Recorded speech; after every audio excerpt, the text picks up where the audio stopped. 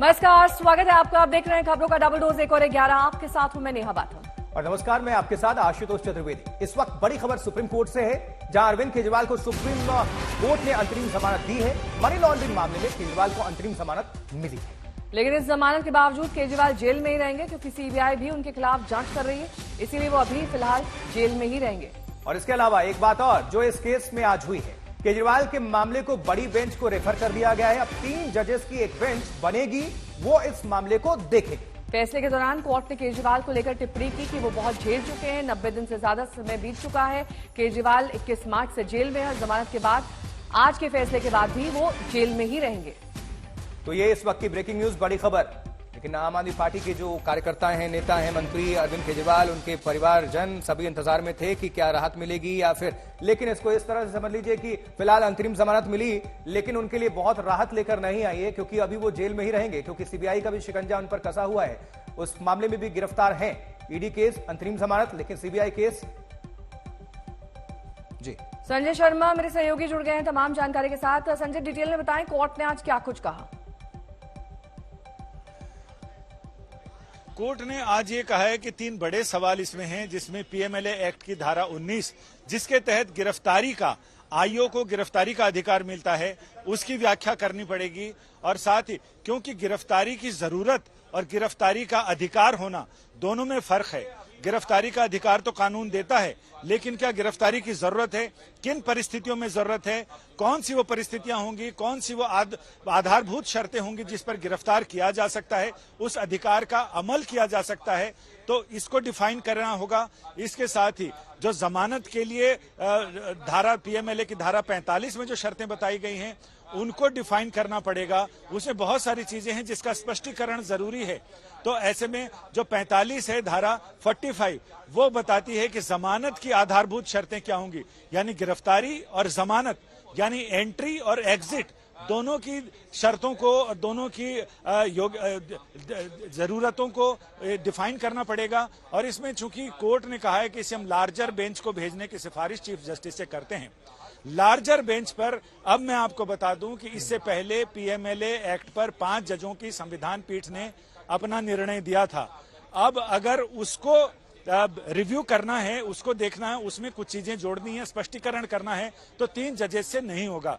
तब या तो 5 जजेस की पीठ करे या 7 जजेस की पीठ करे, ये चीफ जस्टिस तय करेंगे। लिहाजा अभी इस पर यह बहस करना है कि कितने जजों की पीठ होगी, इस पर सिर्फ अंदाजा लगाया जा सकता है, सिर्फ उम्मीद की जा सकती है। बाकी अभी तो सिर्फ यही कहना समुचित है कि एक बड़ी बेंच इस मामले में, बड़ी पीठ यानी वृहद पीठ इस मामले में सुनवाई करेगी।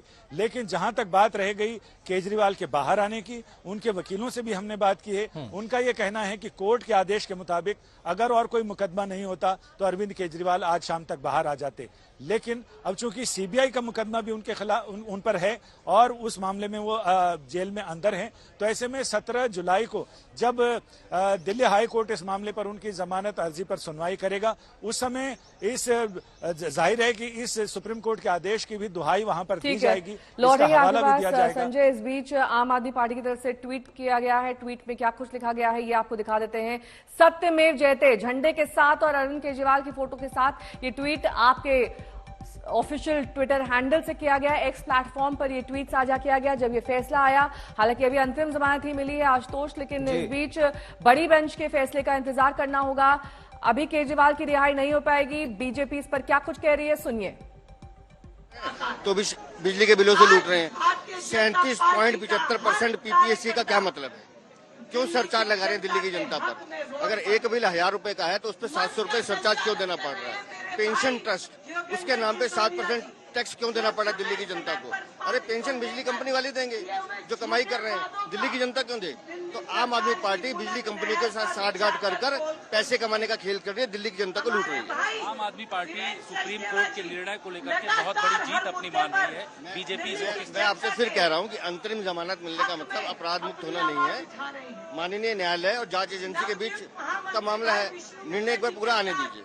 कैमरामैन प्रेमचंद मिश्रा के साथ जितेंद्र सिंह, आज तक।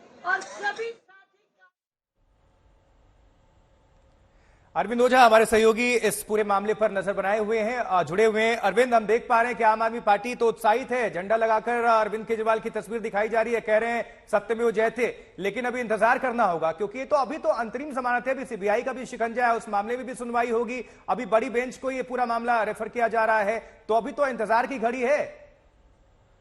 जी बिल्कुल, देखिए ऐसा मामला शुरुआत से ही कि छोटा छोटा अगर कोई अपडेट आता है तो उसमें इस तरह से पॉलिटिकल माइलेज लेने की कोशिश की जाती है। जैसा आम आदमी पार्टी ने ट्वीट किया है कि सत्यमेव जयते, लेकिन ये नहीं भूलना पड़ेगा कि अभी मनीष सिसोदिया जेल में है, अरविंद केजरीवाल भी जेल में है, सीबीआई की कस्टडी में न्यायिक हिरासत में है वो। उसके अलावा आम आदमी पार्टी भी इस पूरे केस में आरोपी बनी हुई है। आम आदमी पार्टी यानी आम आदमी पार्टी के नेता, आम आदमी पार्टी के मुख्यमंत्री गिरफ्तार हुए थे, लेकिन आम आदमी पार्टी भी इस पूरे मामले पे आरोपी है। ये एक अंतरिम जमानत है, जो बड़ी बेंच है वहां पर भी सुनवाई होनी है, सीबीआई की कस्टडी में न्यायिक हिरासत में है। तो एक बात तो साफ है कि अरविंद केजरीवाल को ईडी वाले केस में थोड़ी राहत जरूर मिली है, लेकिन अभी वो तिहाड़ जेल में ही बने रहेंगे, क्योंकि अभी सीबीआई के केस में गिरफ्तार हुए थे, फिर कस्टडी में गए थे, अब न्यायिक हिरासत में, फिलहाल वो जेल में बंद है।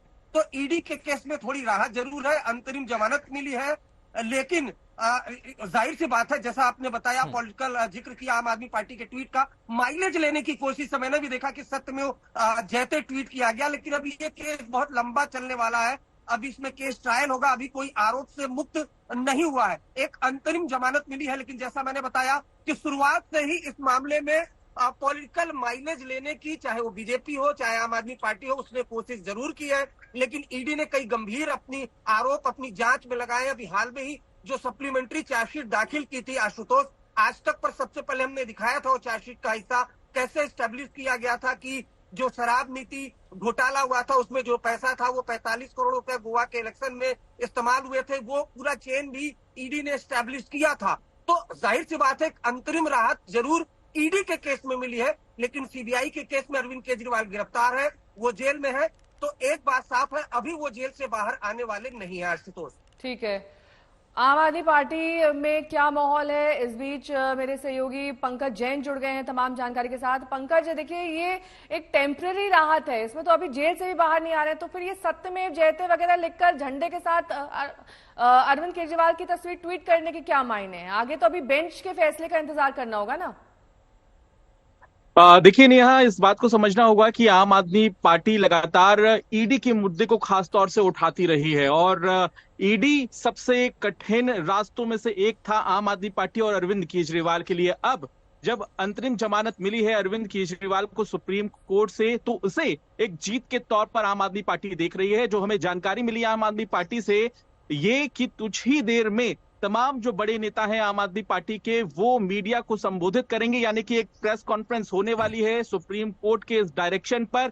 और देखना यह भी होगा कि अब सीबीआई मामले में किस तरह से अपनी कानूनी रणनीति में बदलाव करती है आम आदमी पार्टी, क्योंकि सबसे कठिन चुनौती जो है वो ईडी के मामले में ही आम आदमी पार्टी मान रही थी, और अब जब वहां पर दरवाजे खुलते हुए नजर आ रहे हैं तो जाहिर सी बात है इस पूरे मौके को राजनीतिक तौर पर उठाने से पीछे नहीं हटेगी आम आदमी पार्टी, और यही संकेत भी आम आदमी पार्टी की तरफ से मिल रहे हैं। तो जाहिर है कुछ ही देर में आगे की रणनीति भी आम आदमी पार्टी स्पष्ट करेगी, लेकिन इतना जरूर है कि आने वाले दिनों में, क्योंकि देखिए अब से 6 महीने के बाद दिल्ली में चुनाव होने हैं, और ऐसे में अगर ईडी यानी कि पीएमएलए एक्ट वाले मामले में अरविंद केजरीवाल को राहत मिल जाती है और फिर सीबीआई वाले मामले में, पंकज आप जुड़े रहिए, फौरन आपका हम फिर से रुक करेंगे अपडेट लेने के लिए। लेकिन इसी बीच भारतीय जनता पार्टी प्रोटेस्ट भी कर रही है आम आदमी पार्टी के खिलाफ, अरविंद केजरीवाल के खिलाफ, और वहां पर जितेंद्र बहादुर सिंह हमें नजर आ रहे हैं। जी जितेंद्र, जानकारी दीजिए और तस्वीरें भी दिखाइए।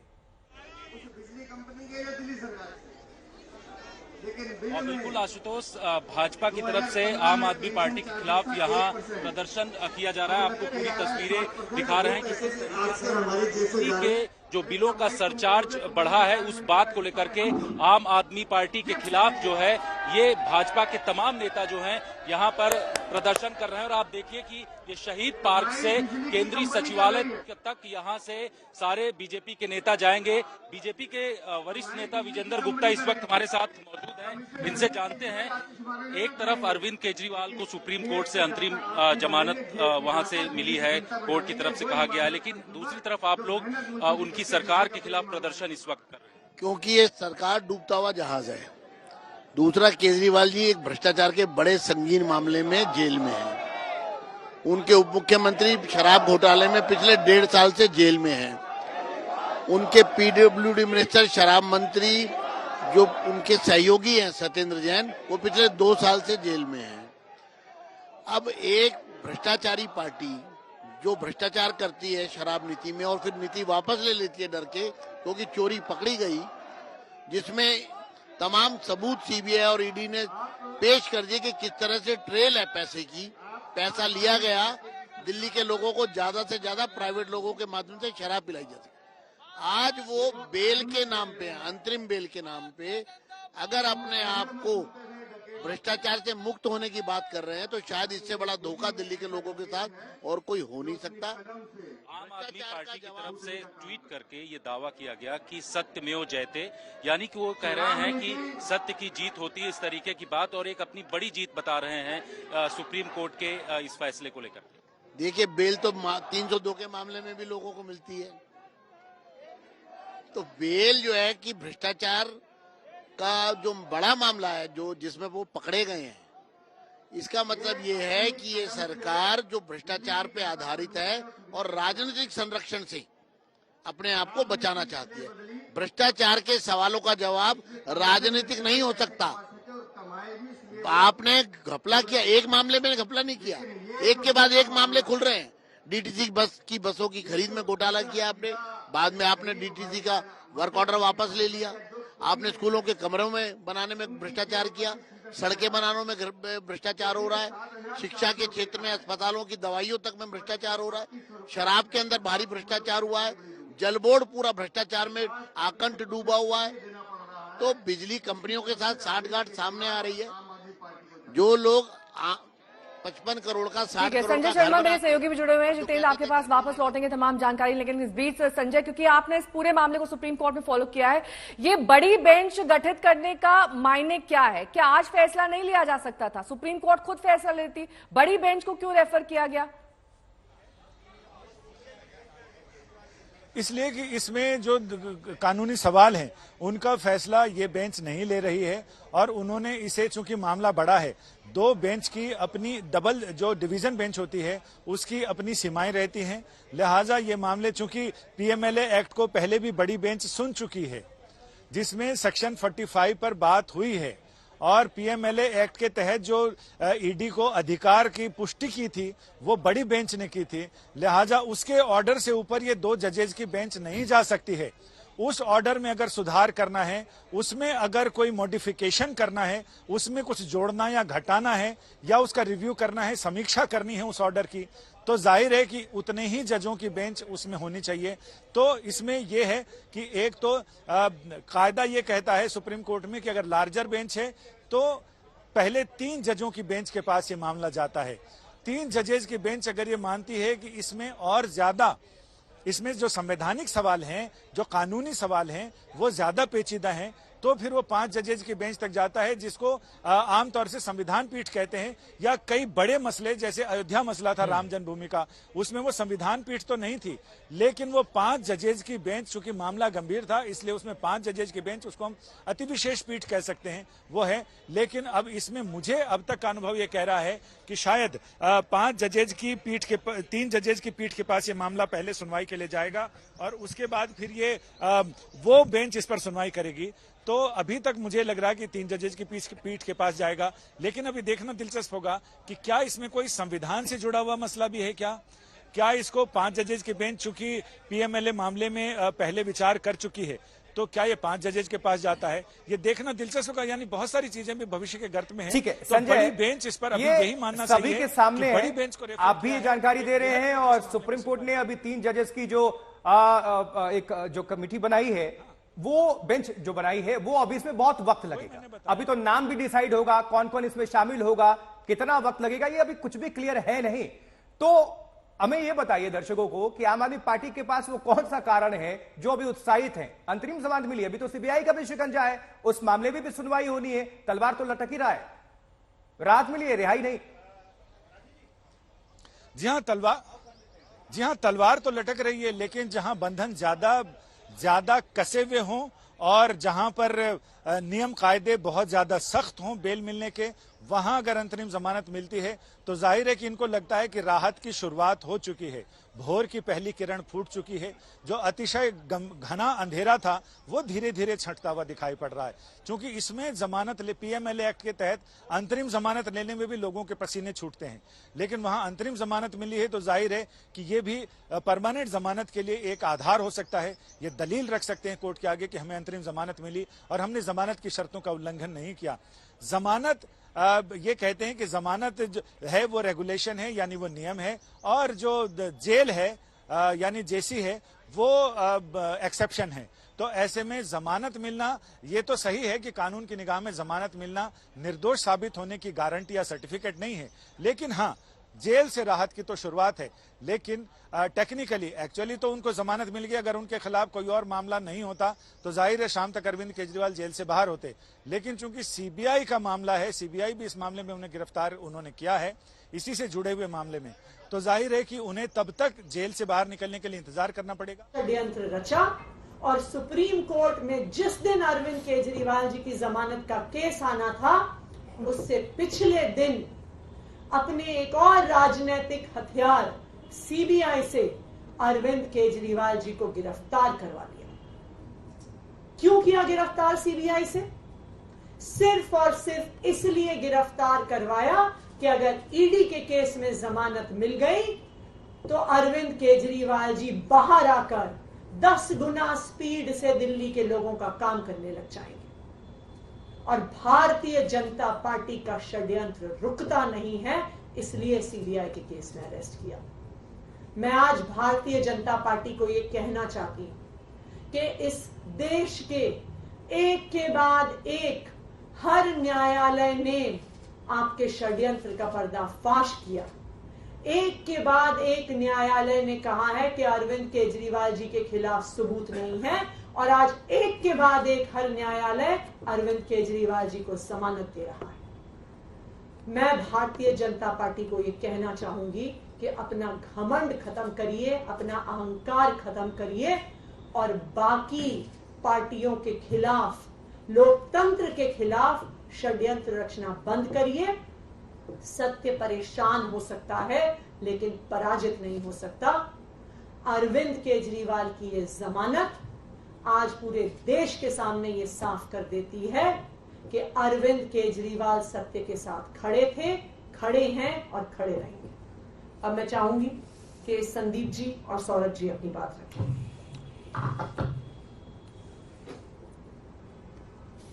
आज माननीय सुप्रीम कोर्ट ने जो फैसला दिया है वो पूरे देश के लिए एक ऐतिहासिक फैसला है। कई फैसले ऐसे होते हैं जो देश के लिए एक दिशा निर्धारण का काम करती है। आज जो फैसला आया है वो बड़ा स्पष्ट कर देती है कि जो तथाकथित शराब घोटाला भारतीय जनता पार्टी द्वारा जो रचित है वो पूरी तरीके से सुप्रीम कोर्ट ने उसको ध्वस्त कर देता। सुप्रीम कोर्ट में जाने से पहले इस पर special court, PMLA special court का ऑर्डर आया था। उस ऑर्डर को पढ़ने पर किसी भी व्यक्ति के मन में ये संदेह नहीं रहेगा कि भाई ये केस क्या है। उस ऑर्डर में 3-4 चीजें बड़ी स्पष्ट लिखी हुई है। पहला कि कोई पैसे का लेन देन नहीं हुआ है। दूसरा, पैसे की कहीं एक चवन्नी की बरामद नहीं हुई है। तीसरा, अरविंद केजरीवाल जी का और पार्टी का दूर दूर से किसी चीज में कोई नाता ही नहीं है। जब करप्शन ही नहीं है इस पे तो नाते का सवाल ही नहीं है। और सबसे इंपॉर्टेंट चीज कि उसमें ईडी के इंटेंट को ये मार्क करने वाली बात है। कोर्ट के ऑर्डर में ईडी के इंटेंट पे बड़ा क्वेश्चन मार्क लगा है कि ईडी जो है बड़े एक मैलिफाइड इंटेंट के साथ काम कर रही है। ये बहुत बड़ी बात है। जब कोई एक एजेंसी अपने खोटे नियत के साथ किसी पक्ष के साथ व्यवहार करती है तो वो बहुत गंभीर विषय हो जाता है। स्पेशल कोर्ट के बाद मुद्दा आज सुप्रीम कोर्ट में आया। सुप्रीम कोर्ट में एक बड़े प्रश्न पर विचार किया जा रहा था। और बड़ा प्रश्न क्या था? वो बड़ा प्रश्न ये था कि क्या ये पूरे का पूरा अरेस्ट ही इलीगल है। तो कोर्ट ने अपने तरीके से अध्ययन करके इसको बड़े बेंच के पास भेजा है। जो भी होगा वो देश के लिए अच्छा ही होगा, दिशा निर्धारण होगा आगे। लेकिन कोर्ट ने इंटरिम बेल ग्रांट किया है अरविंद केजरीवाल जी को।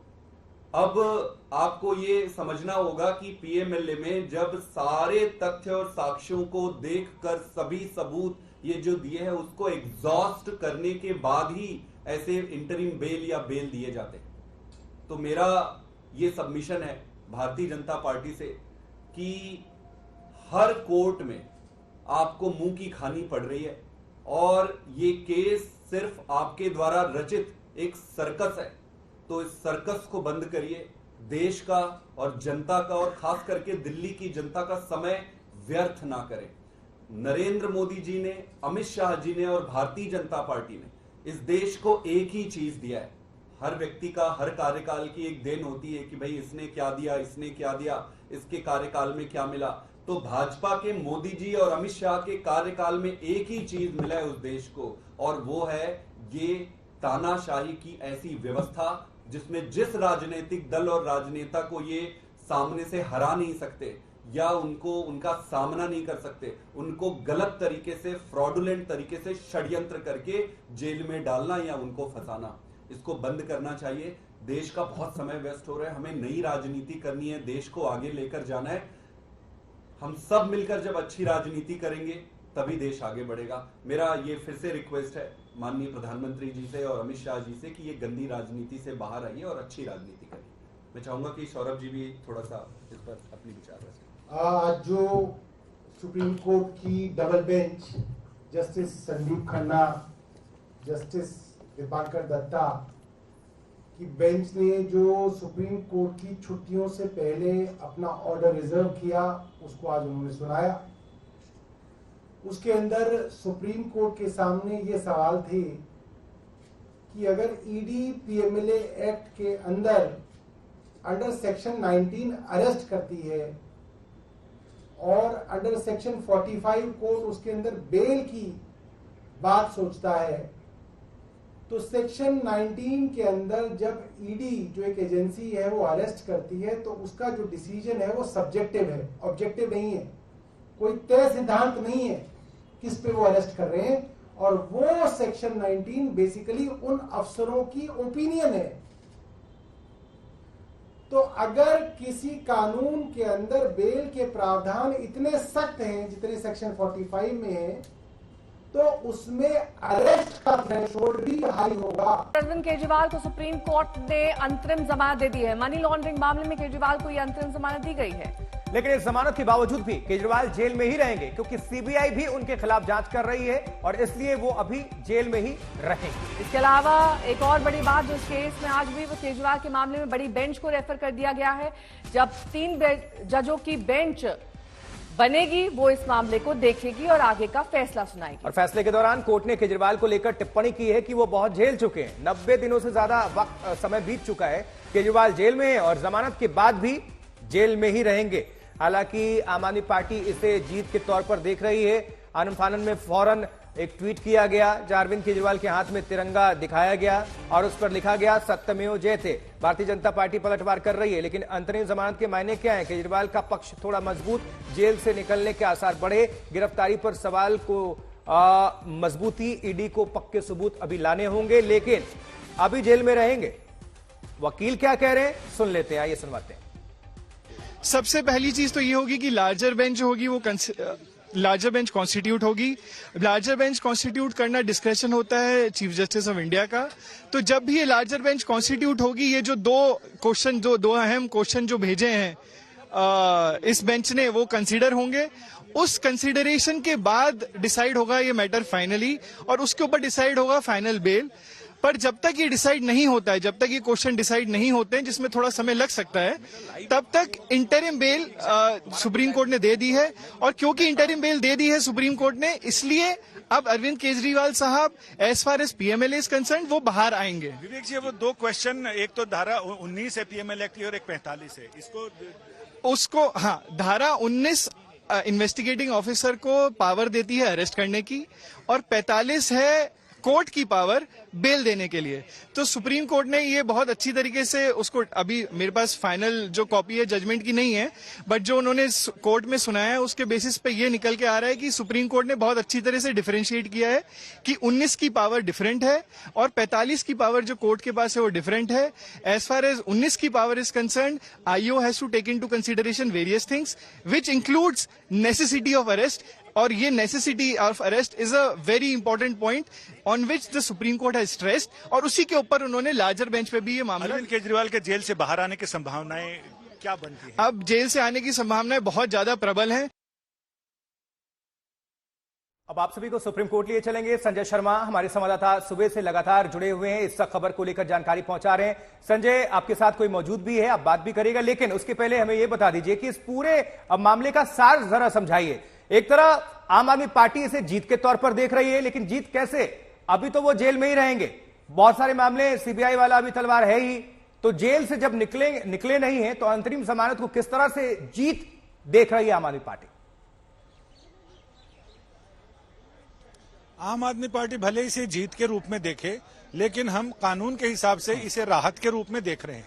अंतरिम राहत है, लेकिन अंतिम राहत भी बहुत मायने रखती है। बिल्कुल, क्योंकि जैसा कि मैंने पहले कहा, दर्शकों को आसानी से समझाने के लिए, अगर किसी दरवाजे पर एक ताला लगा है और एक कुंडी लगी है, तो पहले ताला टूटना जरूरी होता है, ताले के लिए चाबी जरूरी है, जो चाबी सुप्रीम कोर्ट ने लगा दी है। ताला खुल गया है, लेकिन अभी कुंडी लगी हुई है। वो कुंडी हम मान सकते हैं कि वो सीबीआई का मामला है, क्योंकि पीएमएलए एक्ट के तहत जमानत या अंतरिम जमानत हासिल करना एक बहुत बड़ी राहत से कम नहीं है।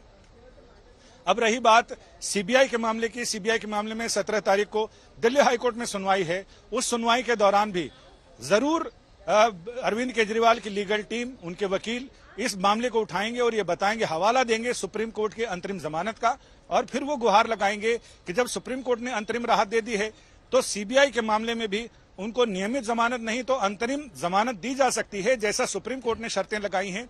उस शर्तों के आधार पर जब तक 3 जजों की, यानी 3 जजों की ना भी कहें तो जब तक लार्जर बेंच इस मामले में फैसला ना दे दे, तब तक अरविंद केजरीवाल, जिस तरह पीएमएलए एक्ट के तहत ईडी के मामले में उनको अंतरिम जमानत मिली है, तो ये गुहार जरूर लगाएंगे। अब हाईकोर्ट के ऊपर है कि हाईकोर्ट इस मामले में क्या निर्णय करता है, यानी जब तक सीबीआई के मामले में उनको जमानत नहीं मिलेगी तब तक अरविंद केजरीवाल को जेल में ही रहना पड़ेगा।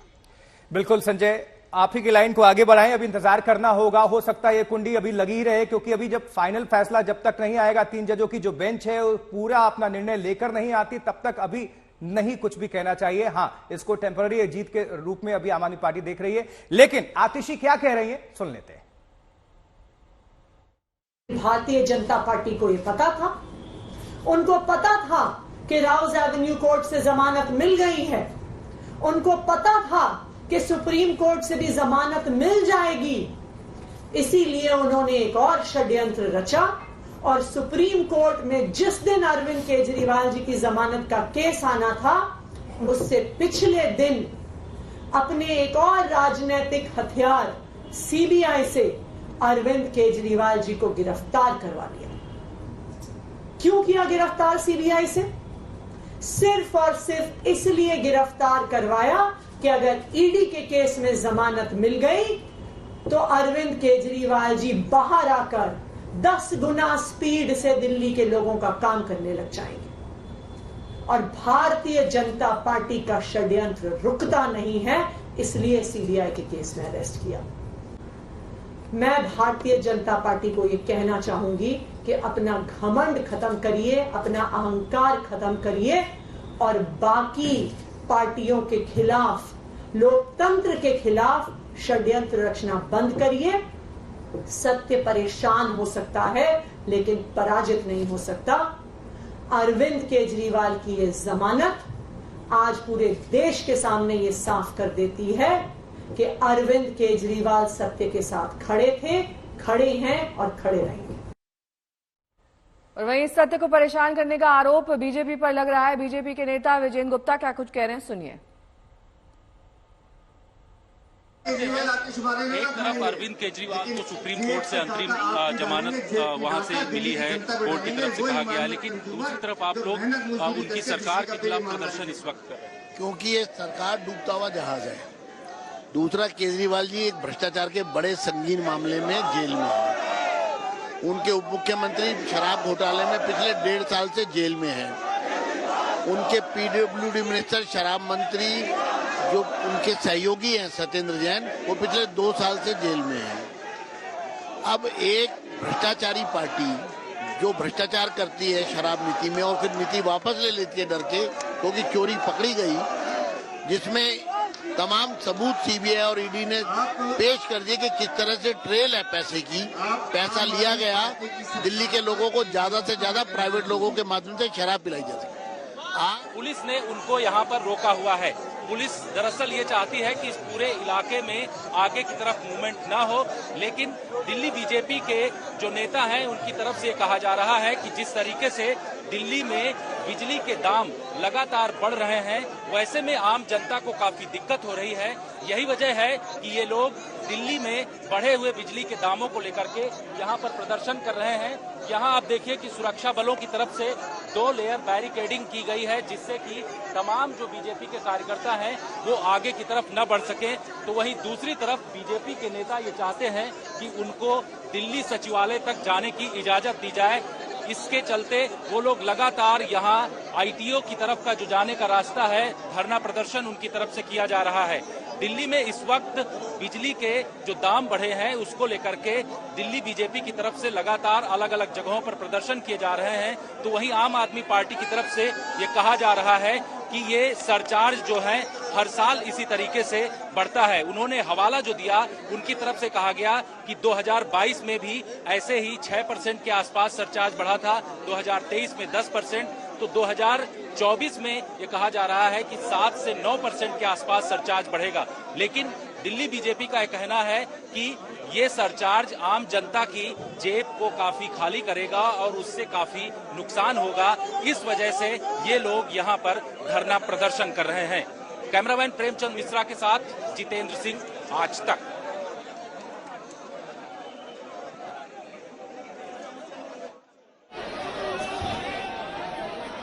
तो ये जो अभी आप तस्वीरें देख रहे हैं, भारतीय जनता पार्टी का प्रोटेस्ट है अरविंद केजरीवाल और उनकी पार्टी के खिलाफ, आम आदमी पार्टी के खिलाफ, जो बिजली दरें बढ़ने को लेकर ये प्रदर्शन है।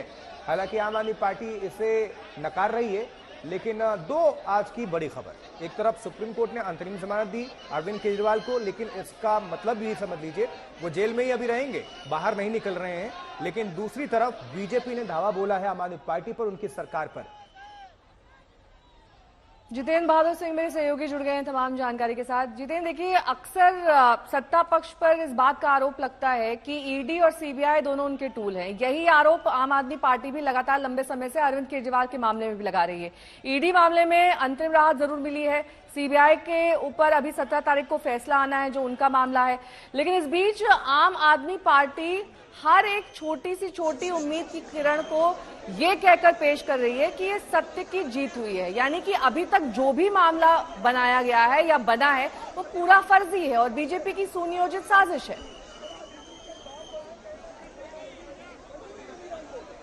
देखिए, इन्हीं तमाम बातों को लेकर के बीजेपी की तरफ से प्रदर्शन किया जा रहा है। बीजेपी ये कह रही है कि दिल्ली में जो सरकार चल रही है उस सरकार को लेकर के उन लोगों को दिक्कतें हो रही हैं, क्योंकि जो आम जनता है, आम जनता से जुड़े हुए, जो उससे जुड़े हुए सरोकार हैं, उन कामों को पूरी तरीके से नहीं किया जा रहा है। यही वजह है कि आप देखिए कि दिल्ली के जो तमाम नेता हैं वो यहाँ पर प्रदर्शन कर रहे हैं और उनका ये कहना है कि दिल्ली में जिस तरीके से बिजली के दाम बढ़ रहे हैं उसको लेकर के उनकी तरफ से ये कहा जा रहा है कि आम आदमी पार्टी जो सरकार है वो इस बिल को वापस ले। आप लोग लगातार यहाँ पर मांग कर रहे हैं कि ये दिल्ली में जो बिल बढ़ रहे हैं उसको वापस लिया जाना चाहिए। उधर सुप्रीम कोर्ट ने एक बड़ा फैसला दिया है, अंतरिम जमानत अरविंद केजरीवाल। देखिए, जो जेल में जाएगा उसको जमानत ही मिलेगी, लेकिन वो दोष मुक्त नहीं हुए। पहली बार देश का कोई मुख्यमंत्री जेल में रहकर राजनीति कर रहा है। आप आए थे दिल्ली में राजनीति बदलने के लिए, आपने राजनीति बदल दी कि एक मुख्यमंत्री जो नैतिकता की बात करता था उसने नैतिकता से हदें पार कर दी और जेल में रहकर के मुख्यमंत्री है। दिल्ली में पानी नहीं है, दिल्ली में बिजली नहीं है, बारिश आते दिल्ली डूब जाती है, अभी एयर पोल्यूशन आ जाएगा। दिल्ली सरकार ने पिछले 10 साल में एक भी काम दिल्ली के लिए नहीं किया। दिल्ली की जनता जान गई है, दिल्ली के मुख्यमंत्री को चुल्लू पर पानी में डूब जाना चाहिए और इस्तीफा देना चाहिए। आम आदमी पार्टी की तरफ से कहा जा रहा है कि आप लोग सिर्फ हंगामा खड़ा कर रहे हैं। कोर्ट ने इस बात को समझा और उन्होंने ये कहा कि सत्य की जीत होती है, सत्यमेव जयते, इस तरीके की बातें आम आदमी पार्टी की तरफ से कही। लोगों के लिए अगर बिजली के दाम बढ़े आवाज उठाना क्या ड्रामा है? लोगों को पीने का पानी नहीं मिलेगा तो उसकी आवाज उठाना क्या ड्रामा है? फिर ये खंबे पे चढ़ चढ़ के जो बिजली के तार जोड़ते थे तो ड्रामे, ये भी ड्रामे करते थे क्या? दिल्ली के मुख्यमंत्री को इस्तीफा देना चाहिए। अगर उनको जमानत मिली है तो जमानत तो किसी को भी मिल जाती है, चोर डकैत सबको जमानतें मिलती हैं, लेकिन दिल्ली के मुख्यमंत्री को इस्तीफा देना चाहिए, नैतिकता के आधार पर देना चाहिए। तो यहाँ दूसरी तरफ तस्वीरें आप देखिए कि जो बीजेपी के कार्यकर्ता हैं वो पुलिस के साथ हल्की फुल्की झड़प उनके बीच में हो रही है और उनका ये कहना है कि वो लोग दिल्ली सचिवालय तक जाना चाहते हैं, इस तरीके से वो लोग आगे बढ़ना चाहते हैं, लेकिन पुलिस ने यहाँ पूरी तरीके से बैरिकेडिंग किया हुआ है और किसी भी बीजेपी के कार्यकर्ता को आगे की तरफ नहीं जाने दे रहे हैं। इन्होंने जिस तरीके से आप देखिए कि ये पोस्टर्स लेकर के सारे कार्यकर्ता यहाँ पर मौजूद हैं और इनका ये कहना है कि अब जेल से भी लूटेंगे, इस तरीके के पोस्टर्स लेकर के ये लोग लगातार यहाँ पर प्रदर्शन कर रहे हैं। तो वहीं दूसरी तरफ पुलिस ने तमाम लोगों को यहाँ पर रोका हुआ है और आगे इस वक्त किसी को जाने नहीं दिया जा रहा है।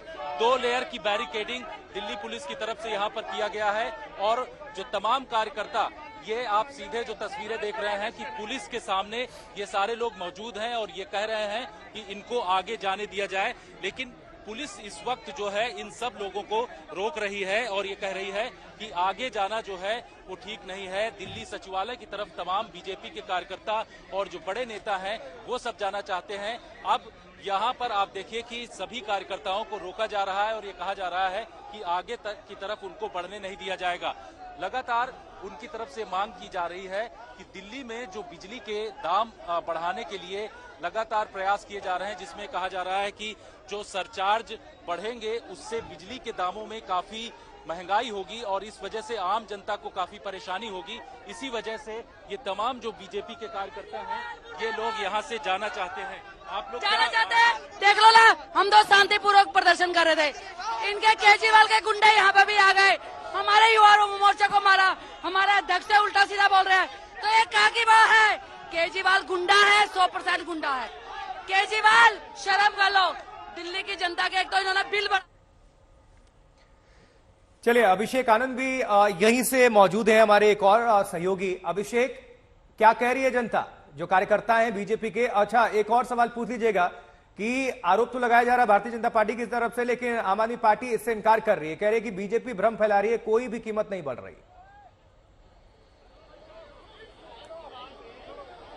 कीमत बढ़ने को लेकर के ही ये धरना प्रदर्शन चल रहा है और अभी पुलिस से भी थोड़ी नोकझोंक हो गई थी कार्यकर्ताओं की। आप देख सकते हैं समझा बुझा करके वापस भेजने का प्रयास किया जा रहा है और काफी तादाद में यहाँ कार्यकर्ता जो थे वापस जा रहे थे, लेकिन अचानक से कुछ नोकझोंक हुई और उसके बाद तमाम की संख्या में कार्यकर्ता वापस प्रदर्शन स्थल की तरफ जाने लगे।